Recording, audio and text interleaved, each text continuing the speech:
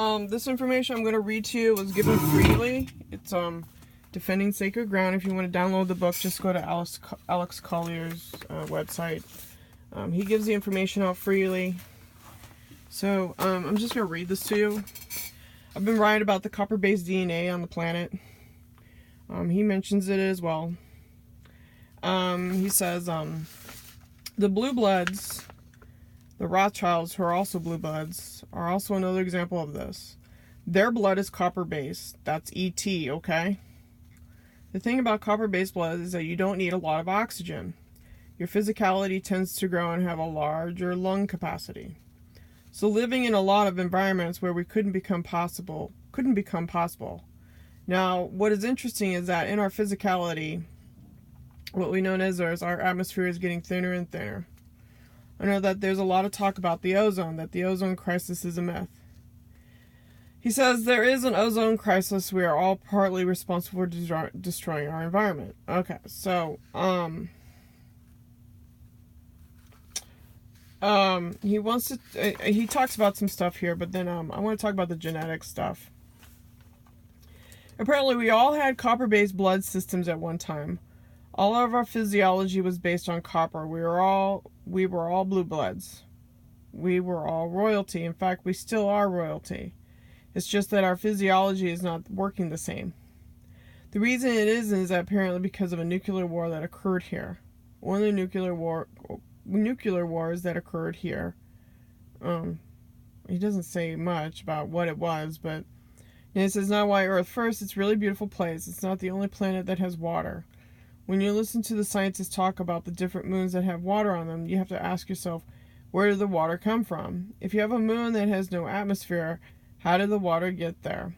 Because it wasn't always there. It wasn't always like that. It had an atmosphere. Okay, then he says here that the Earth was moved from its orbit twice. Okay. The flood of Noah was a result of moving the Earth from its original orbit. Now that, to me, is like major high technology. Okay? That's the Draconians. Okay? Now, I know that probably the reason why I'm targeted is I'm Lyrean. Guess I'm Lyrean. A mixture, of course.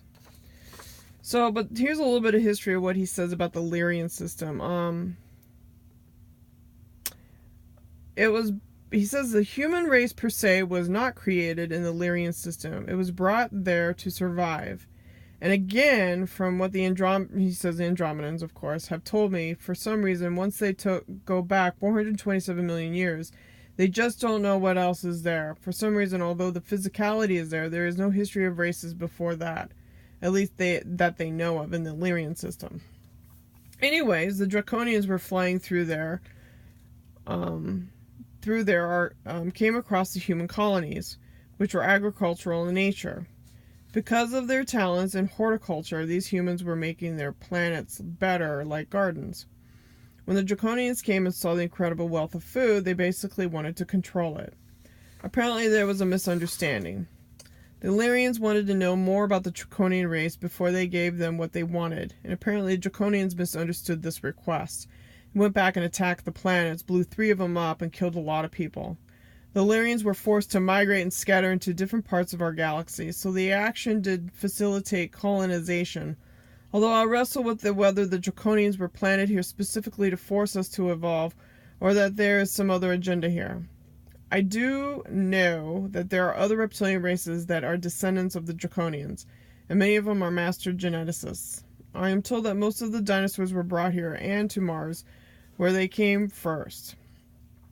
A current human form was crafted on Mars, when the primate and human genes were combined, and then brought to Earth to work as slaves in the mines. So we're still working for a paycheck. He says they enjoy human flesh, and human children especially best, for 2 reasons. The first is that children don't have the accumulation of pollutants in their bodies that adults do, and when children are put into a state of fear, their energy field and adrenaline just explodes. The reptilians get a rush from this. Okay.